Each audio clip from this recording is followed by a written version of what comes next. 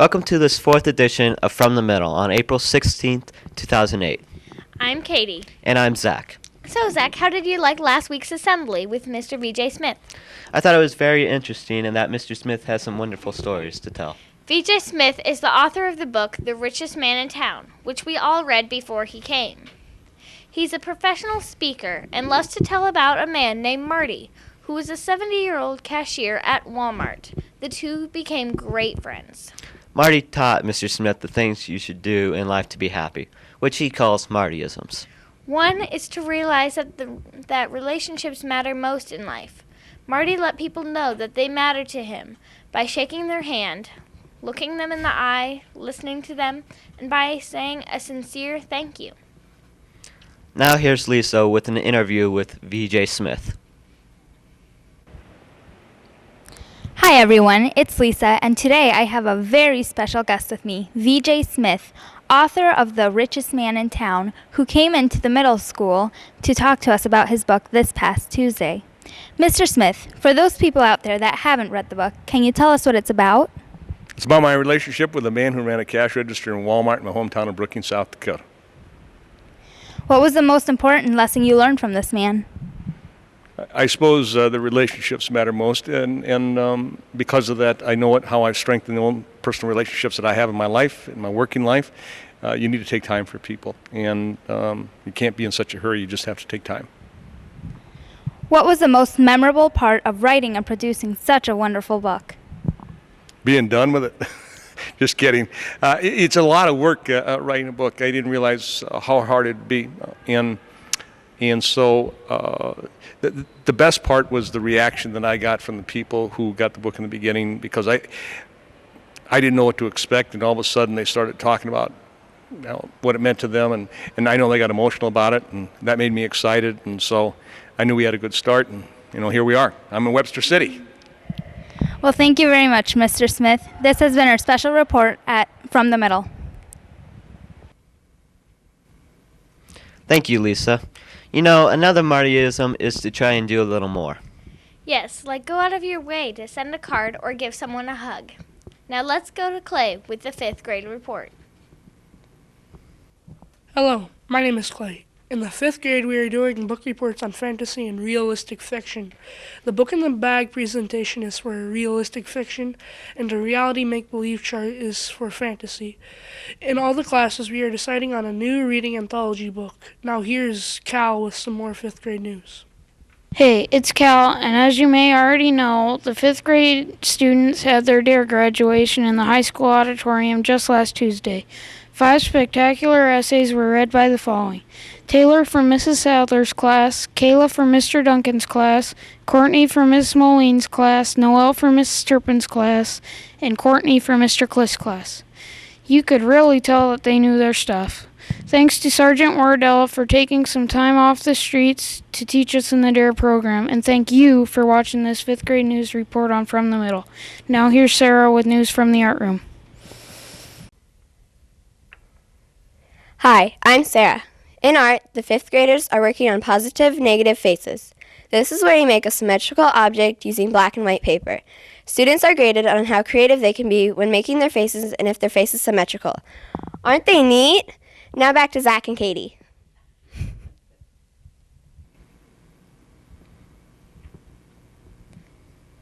Thank you, 5th graders.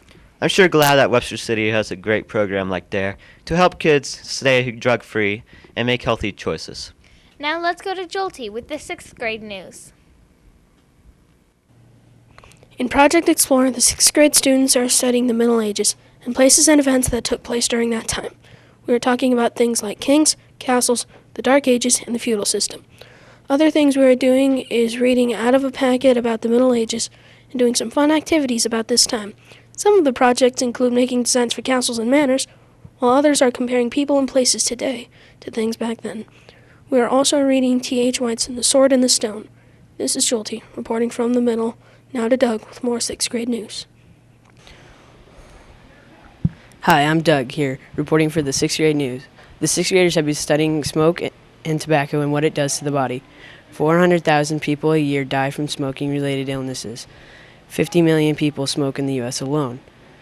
My report concludes with only half of those 400,000 people from the first-hand smoke died.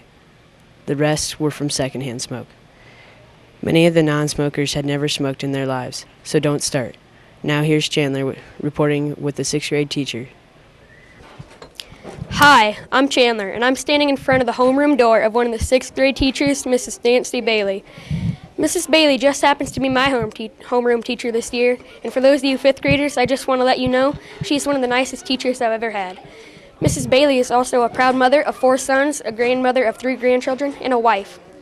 Some of Mrs. Bailey's hobbies are scrapbooking and reading. Now back to Zach and Katie.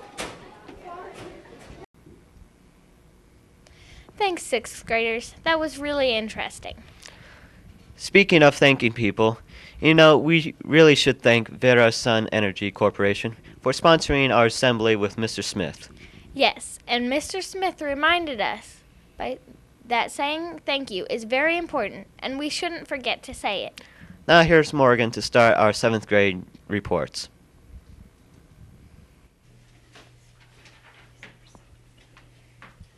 Hey WCNS, it's Morgan here with the Inside Scoop on Worms, and I'm serious when I say the inside. The 7th grade just finished up our worm unit about a week ago, and as a part of that unit, we dissected segmented worms.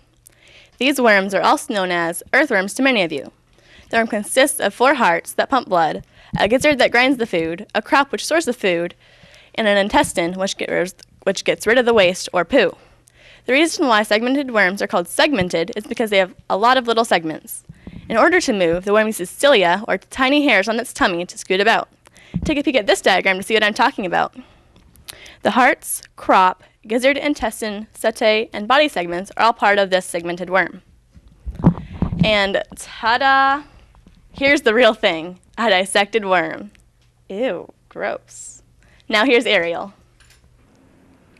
Hi, I'm Ariel, here to give you the scoop about 7th grade track. There are many different activities in track: running, shot put, discus, long jump, high jump, or hurdles. Boys and girls practice started March 24th. Girls' first meet was April 15th at Fort Dodge. Boys' first meet was April 14th. The girls' main track coaches are Mrs. Dyer and Mrs. Reese. The boys' main coaches are Mr. Mossman and Mr. Dyer. Good luck to all these great athletes and coaches. Now here's Carrie about art. Hey, I'm Carrie. In the 7th grade art department, we're doing linoleum block cutting. First, we draw a design in the center of the sheet and make a pattern along the outside line. We put a drawing in the middle to create a kaleidoscope. We then color the back of the paper, tape it to a weaving board, and trace out the design on our linoleum. Then, with special blades, we cut out the extra background we don't need to create the design that will print. Next, we take an ink roller, our choice of ink, and 4 pieces of paper to print on. After we've printed, we cut a 12 by 12 piece of paper, and after taping our prints on, we have our final project. Now back to Zach and Katie. Thank you, 7th graders. I remember when I had to dissect worms. I thought it was disgusting. I thought it was cool. Now on to Aaron with the 8th grade news. For the past week and a half, students from 3rd grade all the way up to 11th grade have been busy with MAP testing. MAP stands for Measures of Academic Process. The test produce scores in the language, reading, and math areas. Only 8th graders and 11th graders take the science test. Unlike Iowa tests of basic skills, students compete against themselves instead of being compared on a nationwide basis. The students are given RIT scores, which are used to measure growth in a particular subject over time. These MAP tests are used to let teachers and students know how they are doing in each subject compared to what they did in the beginning and end of the previous year. Webster City Middle School students have been doing MAP testing for the past 4 years. Now here's Tyler with more on the DC trip.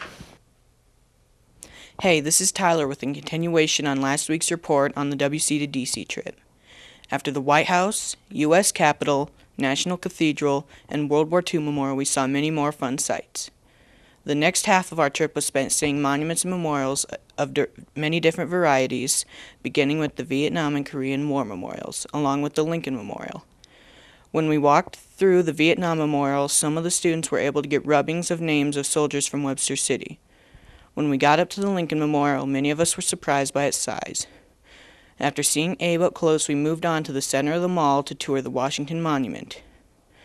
There we took an elevator ride to the top so that we could see all of the city, monuments, and memorials from up high. Not too far from the Washington Monument was the Holocaust Museum. We could all relate to what we saw because we are currently learning about the Holocaust in 8th grade. Up next at the Franklin D. Roosevelt Memorial near the tidal basin where the cherry blossoms were in bloom, we toured the memorial, which included several rooms with water pools, waterfalls, and statues. After a dinner at the Hard Rock Cafe, we headed back out to the Jefferson Memorial for a nighttime visit. The lit-up memorial and city made for some great group photos.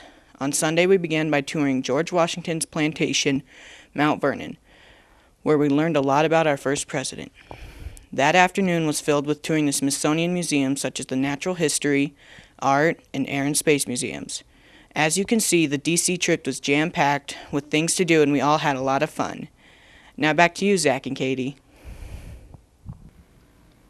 Great job, guys. Now, we can't end the show without wishing good luck to the Special Olympic participants. That's right. 16 of our students will be competing on Thursday in Fort Dodge. The events they will be competing in are the 50-meter dash, 100-meter dash, 50-meter race walk, the softball throw, and the standing long jump. We'll try and report to you next week about how they did. Again, good luck to them. And don't forget to wear your Lynx colors on Thursday to show your support. You know, Katie, we forgot to tell the last Smartyism. Oh yeah, we kind of forgot, didn't we? It's that only you can make you happy. That's all we have time for today. Remember what we learned from Mr. Smith and Marty. Thank you. From the middle.